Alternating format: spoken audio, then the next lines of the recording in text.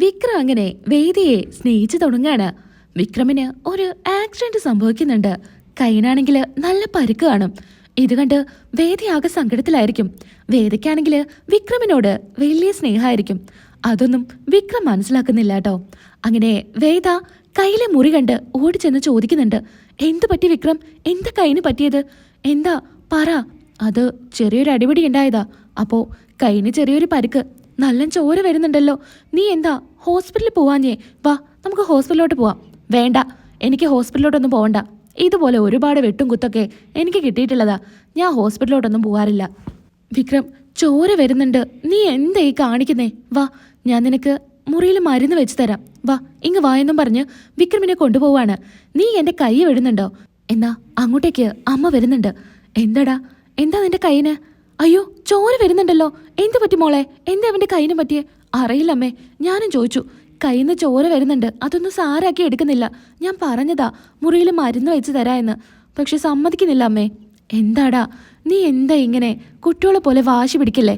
പോയി മരുന്ന് വെക്കടാ. നീ എന്തിനാ ഇങ്ങനെ വാശി പിടിക്കുന്നേ? അമ്മയല്ലേ പറയുന്നേ.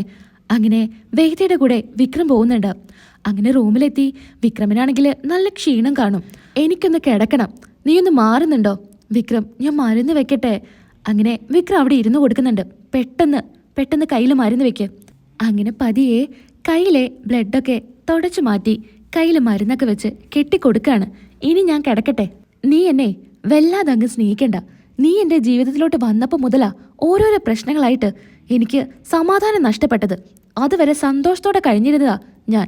ഇപ്പോൾ ഏതു നേരം ഓരോരോ പ്രശ്നങ്ങളാ. നീ എന്തിനാ എൻ്റെ കൂടെ ഇങ്ങനെ നിൽക്കുന്നേ? നിനക്ക് നിന്റെ വീട്ടിലോട്ട് പോക്കൂടെ? നിന്നെ ഞാൻ ഒരിക്കലും അംഗീകരിക്കാൻ പോകുന്നില്ല. നീ എന്നെ അംഗീകരിച്ചാലും ഇല്ലെങ്കിലും ഞാൻ ഈ വീട്ടിൽ തന്നെ നിൽക്കും. ദൈവ നമ്മളെ ഒന്നിപ്പിച്ചത്. അതുകൊണ്ട് ഞാൻ ഇവിടുന്ന് എങ്ങോട്ടും പോവില്ല. നിന്റെ കൂടെ തന്നെ ഉണ്ടായിരിക്കും. ദൈവം വിചാരിച്ച പോലെ എൻ്റെ ജീവിതം മുന്നോട്ട് പോകട്ടെ.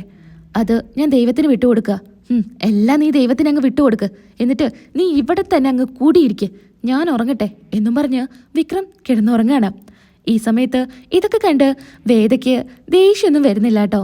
ചെറിയൊരു പുഞ്ചിരിയോടുകൂടി വേദ ഇങ്ങനെ നിൽക്കാണ്. കാരണം എപ്പോഴും വിക്രമിന്റെ വായിന്ന് വരുന്ന ഒരേ ഒരു വാക്ക്, നീ ഈ താലിയും പൊട്ടിച്ച് ഇറങ്ങിപ്പോ, നീ എൻ്റെ ജീവിതത്തിൽ നിന്ന് പോ, ഇത് തന്നെയായിരിക്കും. ഇത് കേട്ട് വേദയ്ക്ക് ഇതൊന്നും വലിയ കാര്യമായിട്ട് തോന്നുന്നില്ല.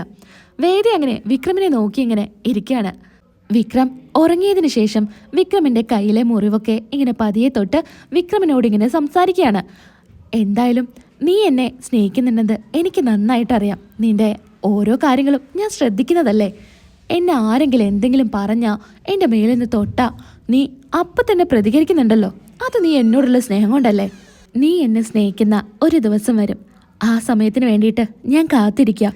ഇപ്പോൾ എന്നോട് ദേഷ്യപ്പെടുന്ന എൻ്റെ അച്ഛൻ പോലും ഒരു സമയത്ത് നമ്മുടെ സ്നേഹം കണ്ട് അസൂയപ്പെടും. കാണുമ്പോൾ വലിയ ചാട്ടക്കാരനാ, പക്ഷേ മനസ്സിൽ കുറച്ച് സ്നേഹമൊക്കെ ഉണ്ടെന്ന് എനിക്ക് തോന്നുന്നുണ്ട്. ഇതൊക്കെ പറഞ്ഞ് വേദ ഇങ്ങനെ ഇരിക്കുകയാണ്. അങ്ങനെ ഇരുന്നിരുന്ന് വേദ അവിടെ തന്നെ അങ്ങ് കിടന്നുറങ്ങാണ്. പിറ്റേ ദിവസം രാവിലെ എഴുന്നേക്കുന്ന സമയത്ത് വിക്രം കാണുന്നത് വേദയായിരിക്കും. വേദ തൻ്റെ അടുത്ത് ഇങ്ങനെ കിടന്ന് ഉറങ്ങുന്നതായിരിക്കും. വേദയെ വിക്രം ഇങ്ങനെ നോക്കുന്നുണ്ട്. പെട്ടെന്ന് തന്നെ പതിയെ എഴുന്നേക്കാൻ നേരത്ത് വേദ എഴുന്നേൽക്കുന്നുണ്ട്. എന്താ കാര്യം എന്ന് വിക്രമിനോട് ചോദിക്കുകയാണ്. അത് ഞാൻ നിന്നോടല്ല ചോദിക്കണ്ടേ, നീ എന്തിനാ ഇവിടെ കിടക്കുന്നേ? മര്യാദയ്ക്ക് നീട്ടു പോ. ഇന്നലെ ഞാൻ ഇവിടെയാണല്ലേ കിടന്നുറങ്ങിയത്. എന്താ അറിയില്ല, പെട്ടെന്ന് ഉറക്കം വന്നപ്പോൾ ഞാൻ അങ്ങനെ കിടന്നതാ. സോറി. നിന്റെ ഒരു സോറി ഒന്ന് പോകുന്നുണ്ടോ നീ? ഇതും പറഞ്ഞുകൊണ്ട് വിക്രം അങ്ങ് പോകുന്നുണ്ട്. അങ്ങനെ വിക്രം കുളിയൊക്കെ കഴിഞ്ഞ് വരുന്നുണ്ട്. ആ സമയത്ത് വിക്രമിനുള്ള ചായയായിട്ട് റൂമിലോട്ട് വരികയാണ്. ഇതിപ്പോൾ എന്താ പുതിയ ശീലങ്ങളൊക്കെ? എനിക്ക് ഈ ശീലങ്ങളൊന്നുമില്ല. ഞാൻ ഇവിടുന്ന് കഴിച്ചാൽ കഴിച്ചു, ഇല്ലെങ്കിൽ ഇല്ല. അല്ലാതെ ഞാൻ സ്ഥിരമായിട്ട് ഇവിടുന്ന് ഭക്ഷണമൊന്നും കഴിക്കാറില്ല. ഇനി മുതൽ അങ്ങനെയൊന്നും പറ്റില്ല. ഈ ചായ കുടിക്ക്. ബ്രേക്ക്ഫാസ്റ്റ് അമ്മ റെഡിയാക്കുന്നുണ്ട്, നമുക്ക് ഒരുമിച്ച് കഴിക്കാം. നീ എന്നെ ഒരുപാട് അങ്ങ് സ്നേഹിക്കേണ്ടെന്ന് ഞാൻ ഇന്നലെ പറഞ്ഞതാ. വെറുതെ എൻ്റെ മനസ്സ് കയറി കൂടാനുള്ള ഒരു ചിന്തയും വേണ്ട. നിനക്ക് എൻ്റെ മനസ്സിലെ ഒരു സ്ഥാനവും ഞാൻ തരില്ല. ശരി, എനിക്ക് നിന്റെ മനസ്സിൽ ഒരു സ്ഥാനം വേണ്ട. ഇപ്പം നീ ചായ കുടിച്ചൂടെ? നിന്റെ ഫ്രണ്ട്സ് ആരെങ്കിലും ചായ തന്നു കഴിഞ്ഞാൽ നീ കുടിക്കാതിരിക്കോ? അതുപോലെ ഈ ചായ കുടിക്കുക. അങ്ങനെ ചായയോടെ വെച്ച് വേദ പോകുന്നുണ്ട്. അടുക്കളയിൽ അമ്മയോട് പറയുന്നുണ്ട്, അമ്മേ ഞാൻ എന്തെങ്കിലും സഹായിക്കണോ? വേണ്ട മോളെ, ഒന്നും സഹായിക്കണ്ട. ഇതിപ്പോൾ ഞങ്ങൾക്ക് ചെയ്യാവുന്നതേ ഉള്ളൂ.